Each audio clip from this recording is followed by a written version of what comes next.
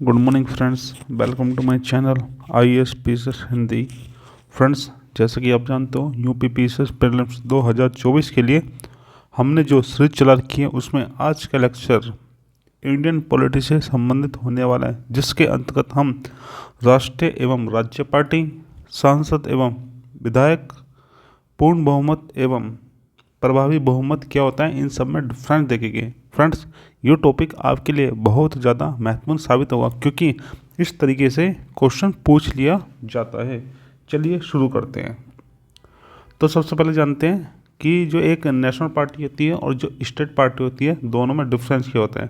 अगर हम मोटे तौर पे देखा जाए, जो राष्ट्रीय पार्टी होती है ये सेंट्रल लेवल पर होती है, केंद्र स्तर पर होती है, या आप जब देखते हो केंद्र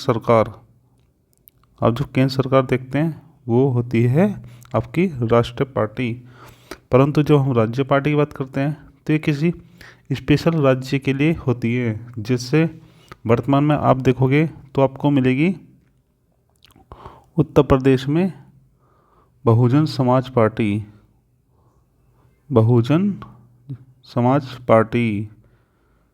BSP, बहुजन समाज पार्टी, इस तरीके से देखने को मिलती है। इनको हम राज्य पार्टी कहते हैं। चलिए और थोड़ा इसको समझते हैं अच्छे से। तो सबसे पहले कंडीशन देखेगी कि राष्ट्रीय पार्टी होने के लिए क्या कंडीशन होनी चाहिए। तो कोई भी दल कम से कम 3 विभिन्न राज्यों को मिलाकर लोकसभा की 2% सीट प्राप्त करता हो।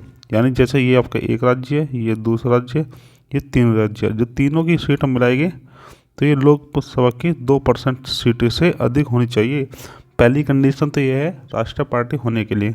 अगर हम राज्य पार्टी की बात करते हैं तो इसमें जो दल होता है वो विधानसभा की कुल सीटों में कम से कम 3% उसके पास सीट होनी चाहिए, या फिर कम से कम 3 सीटें उसे प्राप्त होनी चाहिए, या तो उसके पास 3% सीटें हो 3% सीटें, या फिर 3 सीटों से अधिक उसके पास सीटें होनी चाहिए। चलिए अब देखते हैं कंडीशन नंबर 2। यदि कोई दल 4 लोकसभा सीटों के अलावा विधानसभा चुनाव में 4 राज्यों में 6% वोट प्राप्त कर लेता है, या तो उसके पास जो है हमारी जो लोकसभा है इसमें उसके पास 4 सीटें होनी चाहिए, या फिर जो 4 राज्य है जो आपके 4 राज्य हैं इनमें इसको 6% वैध मतदान प्राप्त होना चाहिए, 6% वोट प्राप्त होनी चाहिए। ये दोस्तों केंद्र स्तर पर है, ये राष्ट्रीय पार्टी के लिए। अगर हम राज्य पार्टी की बात करेंगे तो इसमें क्या होता है, कोई दल लोकसभा के लिए उस राज्य के लिए आवंटित प्रत्येक 25% सीटें या उस संख्या से भिन्न कम से कम एक सीट प्राप्त करता हो, या तो 25% जो प्राप्त होनी चाहिए, या फिर उसे जो है 1 सीटें प्राप्त होनी चाहिए। अब देखते हैं कंडीशन नंबर 3। यदि कोई दल 4 या अधिक राज्यों में क्षेत्रीय दल के रूप में मान्यता प्राप्त है, या फिर उसके पास क्या होना चाहिए, उसको 4 राज्य या 4 राज्य से अधिक में उसको जो है क्षेत्रीय दल के रूप में दर्जा प्राप्त होना चाहिए। ये है दोस्तों राष्ट्रीय पार्टी होने के लिए आपकी क्या क्या आपके पास योग्यता होनी चाहिए, क्या क्या उसकी क्वालिफिकेशन है। अगर हम राज्य पार्टी की बात करते हैं तो इसको भी देख लेते हैं। कोई दल लोकसभा या विधानसभा चुनाव में कुल वैध मतदाताओं में से क्या है 6% मत प्राप्त करता हो, या फिर उसके पास 1 लोकसभा सीट हो, या फिर 2 विधानसभा सीट होनी चाहिए, उसको जीतना चाहिए। या तो लोकसभा में 1 सीट जीत जाए, या फिर जो विधानसभा के चुनाव होते हैं वहाँ पर वो 2 सीट जीत जाए। तो दोस्तों ये सब जो पैरामीटर थे ये राष्ट्रीय और राज्य सरकार के माफ़ कीजिएगा राज्य पार्टी के होने के पैरामीटर है। चलिए आगे देखते हैं। तो दोस्तों आपने सुना होगा, एक होता है विधायक जिसको MLA कहते हैं, एक होता है सांसद जिसको MP कहते हैं। तो दोस्तों जो MP होता है इसकी फुल फॉर्म होती है मेंबर ऑफ पार्लियामेंट, और जो विधायक होता है इसका होता है मेंबर ऑफ लेजिस्लेटिव असेंबली। दोस्तों जो विधायक होता है ये आपके होता है राज्य में, ये आपके राज्य में होता है, और राज्य में कहाँ से आता है, ये आता है आपकी विधान सभा से, ये आपका आता है विधानसभा से।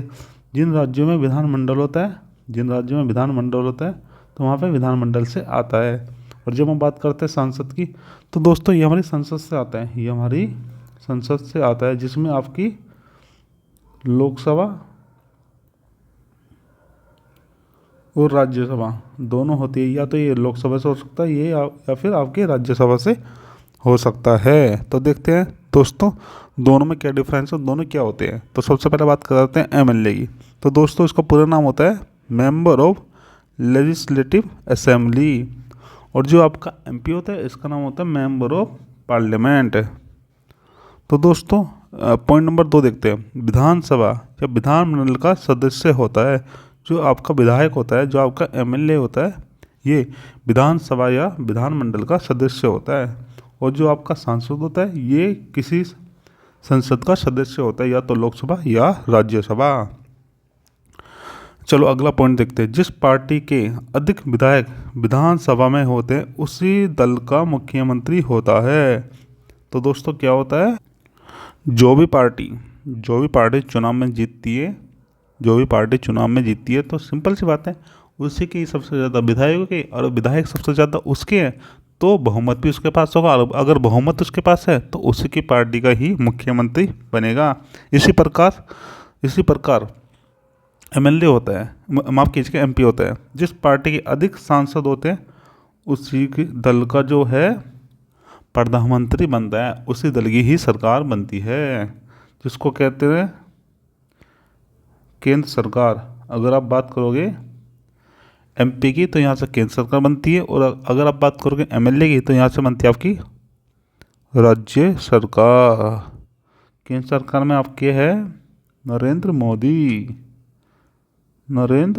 मोदी जो हमारे क्या है, जो हमारे पीएम है। अगर आप बात करोगे उत्तर प्रदेश की तो यहाँ पे जो पावर में है ये आपके हैं आदित्य योगी आपके हैं आदित्यनाथ योगी। और ये आपके क्या है सीएम, ये यूपी के सीएम है। तो दोस्तों होता क्या है, सीएम जो होता है ये आपका एमएलए से बनता है, और जो पीएम होता है ये आपका एमपी से बनता है। राज्य सरकार का जो चुनाव है ये विधायक का चुनाव होता है। जो राज्य सरकार का चुनाव होता है इसमें हम विधायक को चुनते हैं, और जब किसी पार्टी के सबसे ज़्यादा विधायक होते हैं, बहुमत होते हैं, उसी को ही हम सरकार बनाने के लिए कहते हैं। इस प्रकार केंद्र में क्या होता है, जो चुनाव होता है ये सांसद का चुनाव होता है, ना कि पीएम का चुनाव होता है। हम सांसद को चुनते हैं और फिर उस पार्टी का ही पीएम बनता है। मतदाताओं के चुनाव के आधार पर बनाए जाते हैं। जो हमारे मतदाता होता है वो चुनते हैं और उसके आधार पर ही हम एमएलए बनाते हैं। तो दोस्तों इसी प्रकार से ही एमपी चुने जाते हैं, ये भी मतदाताओं के आधार पर ही चुने जाते हैं। चलिए अब देखते हैं पूर्ण बहुमत और प्रभावी बहुमत दोनों में डिफरेंस क्या होता है। तो सबसे पहले बात करते हैं हम पूर्ण बहुमत की। यह सदन के कुल सदस्यों के बहुमत को दर्शाता है। ये आपको दर्शाता है कि भाई किसी सदन में मान लो 81 सदस्य है तो 41 जिस कार्य को कहेंगे, जिस साइड रहेगी वही आपका बहुमत होगा। परंतु जब हम बात प्रभावी बहुमत की करते हैं तो ये इसमें क्या होता है, ये सदन में उपस्थित सदस्यों के मतों को दर्शाता है। इसमें मान लीजिए 81 जो है टोटल मेंबर है, जिसमें से आपके 61 मेंबर जो है प्रेजेंट हैं। तो इसमें से क्या होगा, जो आपके 31 मेंबर कहेंगे वही बात मानी जाएगी। इसको हम कहते हैं प्रभावी बहुमत। ये सरकार को नियंत्रण बनाए रखने के लिए आवश्यक होता है। इससे क्या होता है, सरकार को नियंत्रण बनाया जाता है, उस पर कंट्रोल किया जाता है। परंतु जब हम बात करते हैं प्रभावी बहुमत की तो इसके द्वारा राज्यसभा व विधानसभा के अध्यक्ष व उपाध्यक्ष को हटाया जा सकता है। जैसे आपकी राज्यसभा होती है, यहाँ पे क्या होता है, आपका सभापति होता है, और जो आपके विधानसभा होते हैं यहाँ पे क्या होता है, यहाँ पे भी इनका एक सभापति होता है, एक अध्यक्ष होता है। तो उसको क्या होता है, हम प्रभावी बहुमत से हटाते हैं। तो दोस्तों इसी के साथ क्या है, आज का लेक्चर यहीं पर समाप्त होता है। अगर आपको मेरी वीडियो अच्छी लगी हो तो प्लीज़ चैनल को सब्सक्राइब कीजिए, वीडियो को लाइक कीजिए और एक प्यारा सा कमेंट कीजिए। मिलते हैं नेक्स्ट वीडियो में। Thank you.